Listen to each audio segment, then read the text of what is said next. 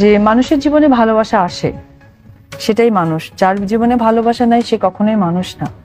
But যদি কাউকে ভালোবাসো, কাউকে নিয়ে কিছু করতে চাও, কাউকে কমিটমেন্ট করো, কখনো ব্রেক করো না, এটা বলো।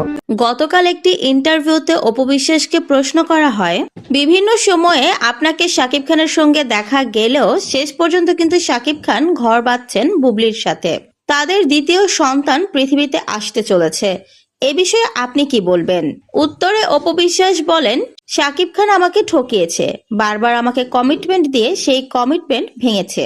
শাকিব খান আমাকে সবসময় ভালোবাসা দেখিয়ে সুন্দর সুন্দর স্বপ্ন দেখিয়েছে, যেসব স্বপ্নগুলো কখনোই বাস্তবে রূপান্তর হয়নি। আমি বারবার শাকিব খানের এই ধরনের কথাগুলোকে বিশ্বাস করেছি, শাকিব খানকে ভরসা করেছি, কিন্তু শাকিব খান সেই বিশ্বাস ভরসা কোনোটাই রাখেনি। আমার মনে শুধু একটাই দুঃখ, শাকিবের যদি ইচ্ছেই থাকতো এরকমটা, তাহলে তো সেটা সে আরো আগেই ক্লিয়ার করে দিতে পারত।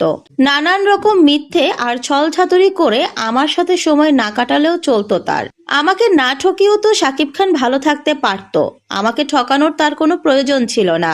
প্রথমবার যখন শাকিব খান আমাকে তালাক দিয়েছিল, তারপর কিন্তু আমি শাকিব খানের কাছ থেকে দূরেই ছিলাম। তারপর যখন আমি শাকিব খানের কাছে গিয়েছি, আমি কিন্তু নিজে নিজে যাইনি, শাকিব আমাকে তার কাছে টেনে নিয়েছে।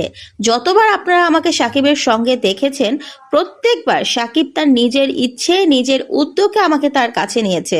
তাছাড়া সবকিছু তো আর ক্যামেরার সামনে প্রকাশ করা হয়নি বা আপনারা দেখতেও পাননি।